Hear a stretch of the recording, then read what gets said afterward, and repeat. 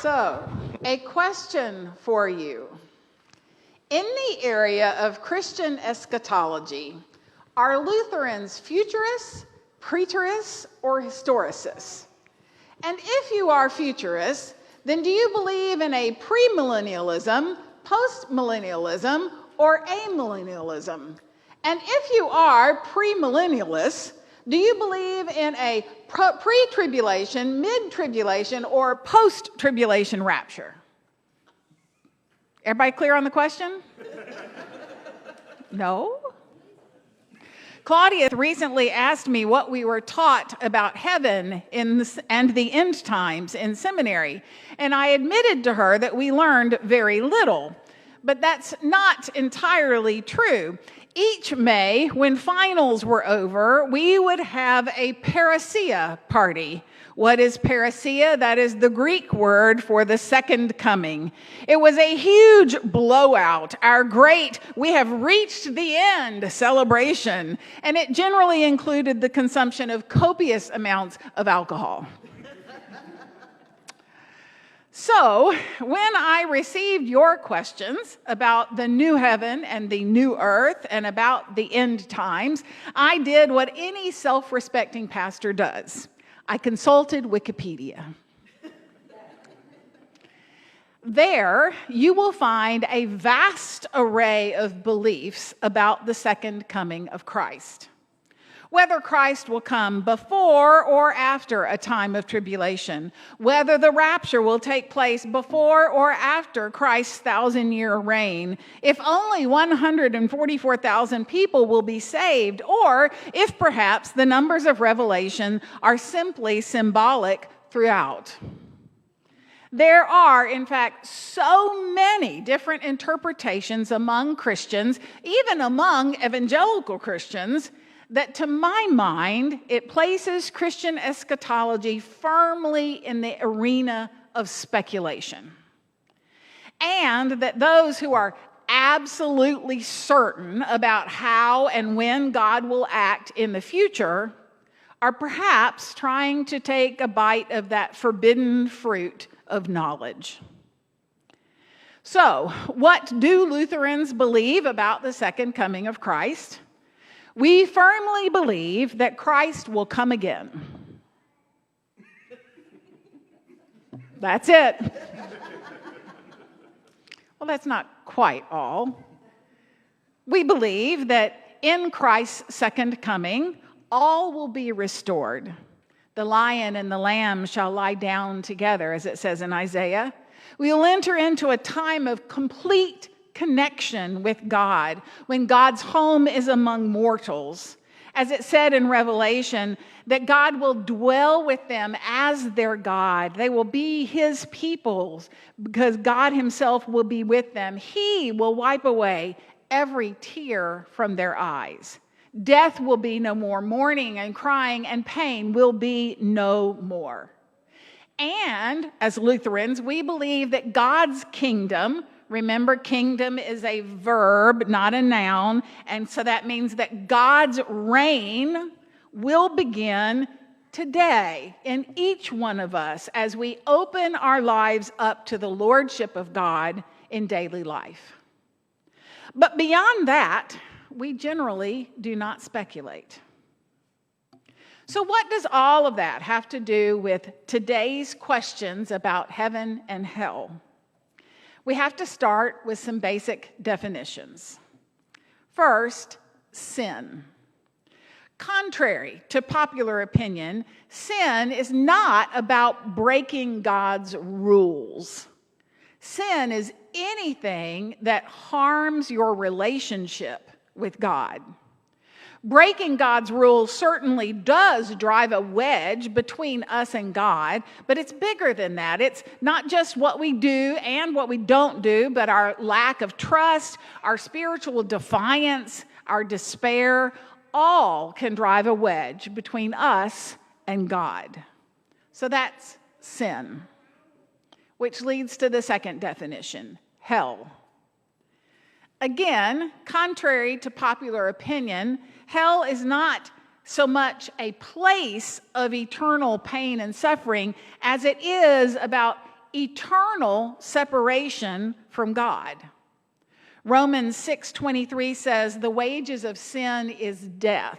And it's not talking about physical death. All of us will have to face physical death. It's talking about spiritual death. So hell on earth would be typified by complete separation from God. And hell after death would be described as eternal separation from God. Which brings us to heaven, the exact opposite. Again, contrary to popular opinion, heaven is not so much a physical place as it is a spiritual reality, a time of completion, eternal connection with God. So, whether heaven is in some other place, as some theologians say, or it is a new reality for the future of this earth, as other theologians say, doesn't really matter. What matters is the complete relationship we are promised with God, and therefore with one another. And just as a side note, people in biblical times believed that the world was flat and the heavens were a dome over the earth. Now, literally, our worldview has changed since that time. We know that the earth is round and that there are other planets and even other galaxies. So language about heaven being up and hell being down don't apply now. Those are simply human depictions of a spiritual reality. So given those definitions, what does the second coming of Christ have to do with our understanding of heaven? In the Bible, there are two seemingly contradictory assumptions about what happens when people die. Revelation, which you just heard, seems to indicate that the resurrection of the dead will take place when Christ comes again. This is also consistent with those who believe in the rapture, which was described in Thessalonians, which Hazel read so beautifully. But when Jesus promised paradise to the criminal dying next to him, he did not say, "In the end times you will be with me in paradise." He said instead, "Today you will be with me in paradise." So how do we put those two together?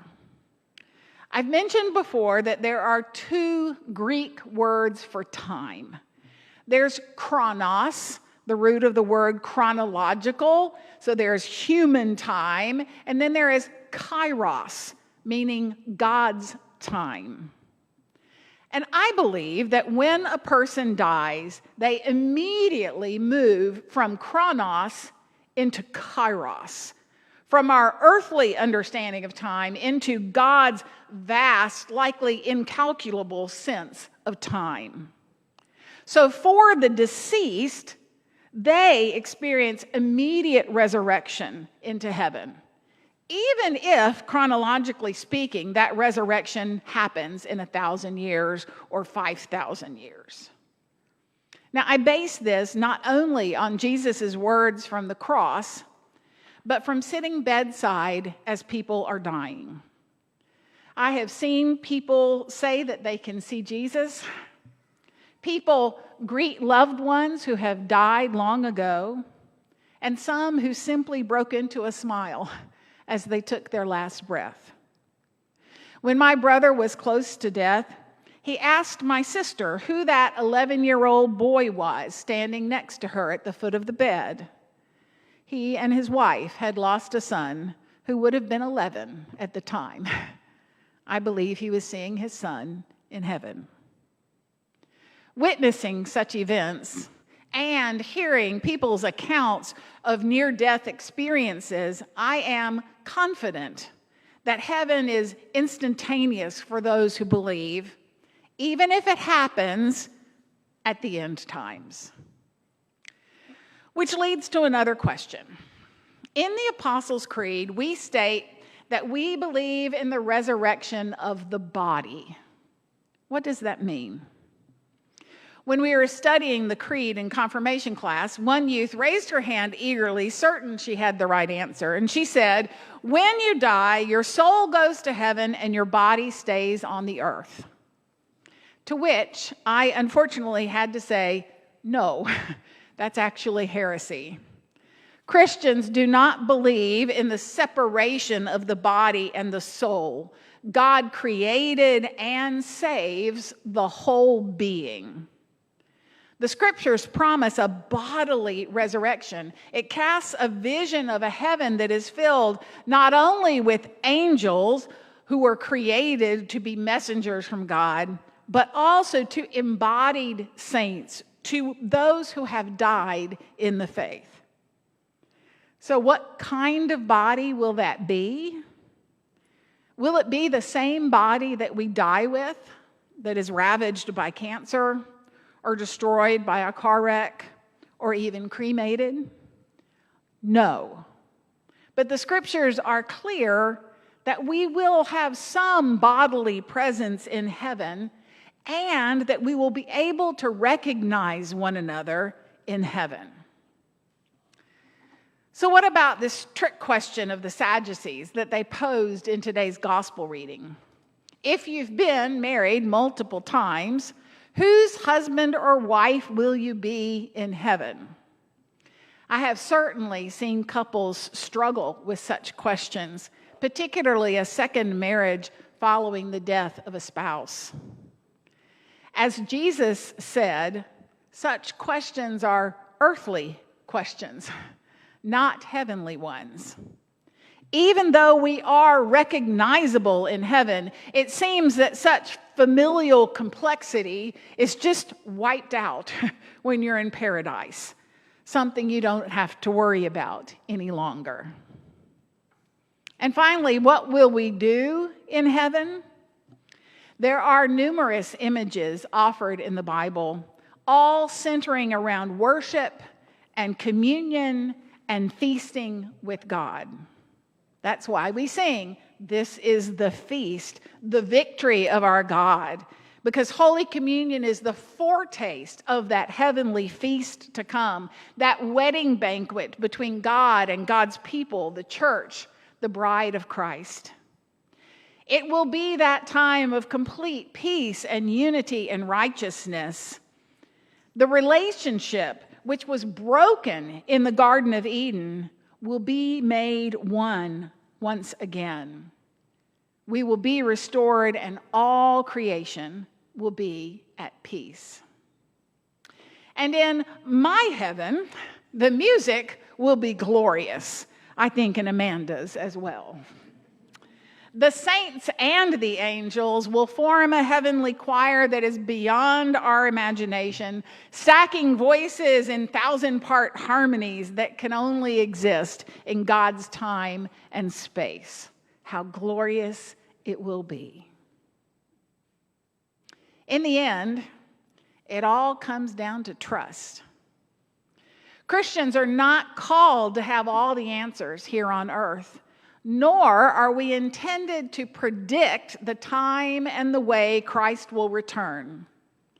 I fear that many preachers theorize on the end times in order to build up their own reputations as someone who can interpret the times, or they do so to instill fear among the listeners that if they don't get it right, they're going to be left behind. And as I said last week, fear is never a good motivator for building a loving relationship with God.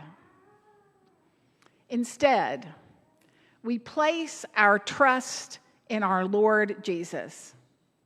In the morning when we rise, at the dark midnight of our cry, and when we come to die.